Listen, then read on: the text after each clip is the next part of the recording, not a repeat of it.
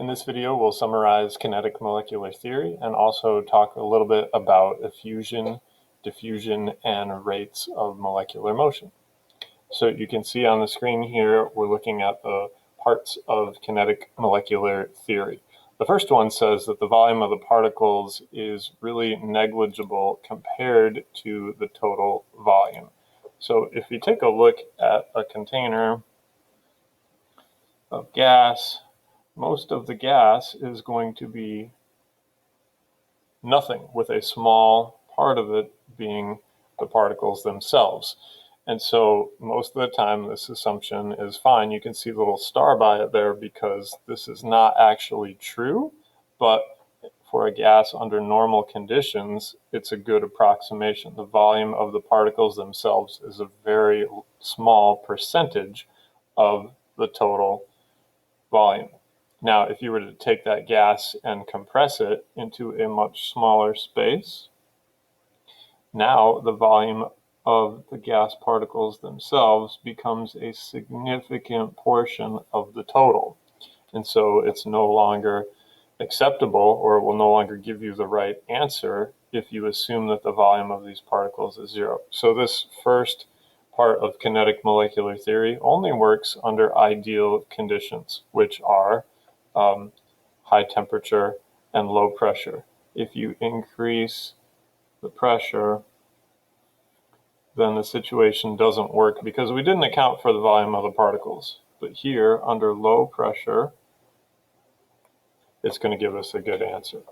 Now, the particles are in constant, rapid, and random motion, which means they're going to move in straight lines and not really consider each other in their movement. So if they hit the container, they'll bounce off and continue. Otherwise, they'll travel in a straight line without the influence of other particles, unless they collide with them.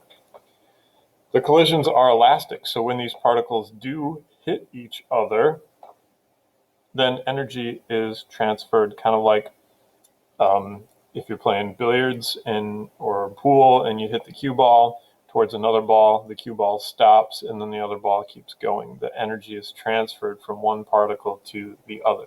So they never really get tired. They don't lose energy as they go. So that's what they mean by elastic collisions. Energy is not lost. In the fourth part, it says there are no attractive forces. Generally, these things are far enough apart and they're moving quickly enough that you don't notice any attractive forces between them. Now, if you were to change the temperature, at a relatively high temperature, they're doing their own thing. If you cool them down enough that when they go by each other, they're moving so slowly, now there's time for interactions to occur. So at low temperatures, it is not true that there's no attractive forces. So these parts of kinetic molecular theory are only reasonable. They will only give us a good prediction of our results if we have a low pressure and a high temperature. These are our ideal conditions.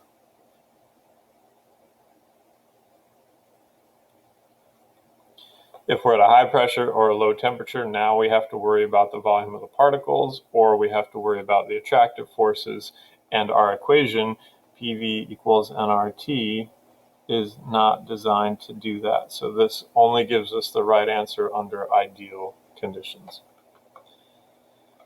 They don't all have the same energy. That's why when we talk about temperature, we see it as a measure of our average kinetic energy.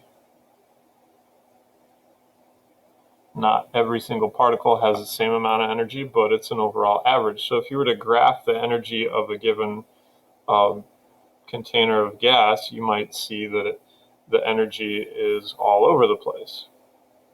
Some percentage of them have more energy than the other. If you were to heat up the gas, now you're going to give more particles a higher amount of energy. So it's like you're taking this line and stretching it out. If you were to cool off the gas, you'd be like taking that line and bunching it up and now less of the particles would have more energy. So you're taking this and just squishing it back or stretching it out. So the area under the curve is the total number of particles. You're just changing what percentage of them have which amount of energy. The hotter the gas gets, the more of it has a certain amount of energy. So if I pick a spot like right here, you can see that the cool gas doesn't have any particles with that much. The normal temperature gas would have this much, and if we heat it up, the red would have a greater percentage of the particles having that much energy. So those are the basic tenets of kinetic molecular theory.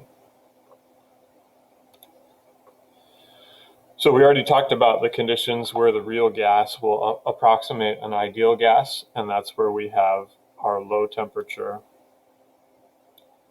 and, our low pressure and our high temperature, when the volume of the particles isn't important and when they're moving so quickly because we have a high temperature that the attractive forces are not significant. If you graph PV over nRT, then you can see that should equal 1, and they're most likely to equal 1 down here where the pressure is low and the temperature is relatively high. So there you go, high temperature, low pressure. Okay, let's look at rates of effusion, diffusion, and molecular speed.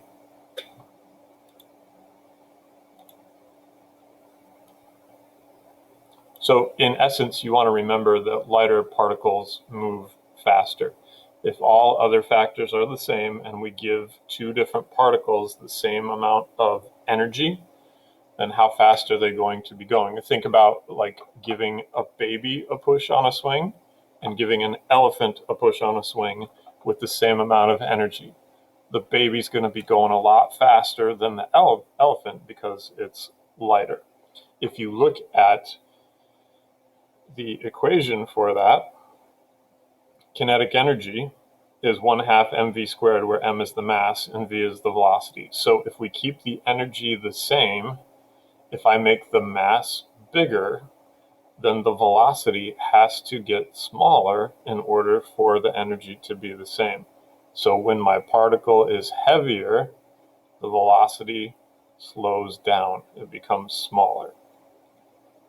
So if energy stays the same, velocity is getting lower when the mass goes up.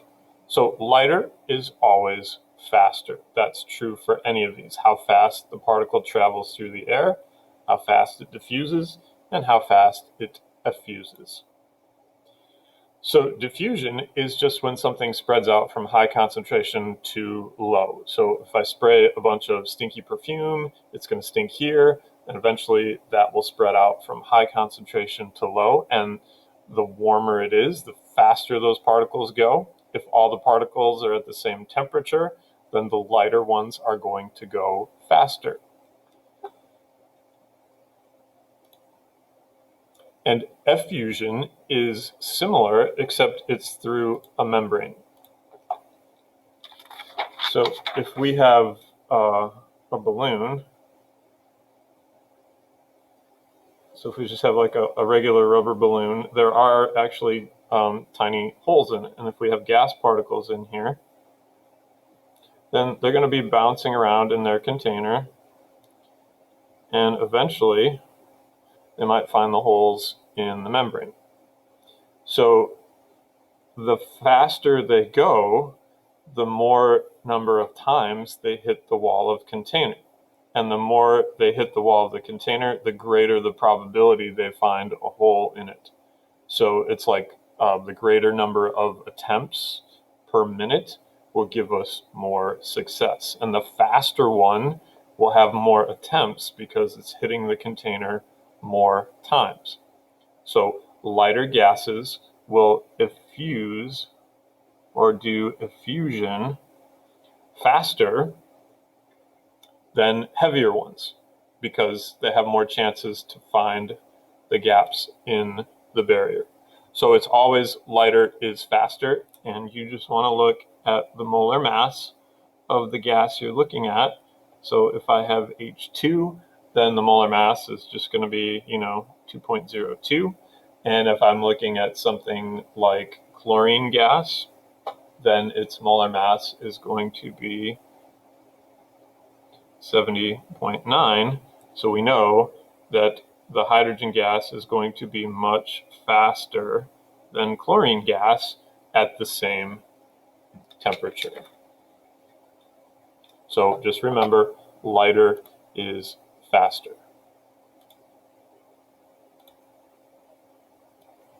All right, so hopefully that helps you out with the parts of kinetic molecular theory and molecular speed with diffusion and effusion. So go ahead and use what you learned there to try the problems in the textbook.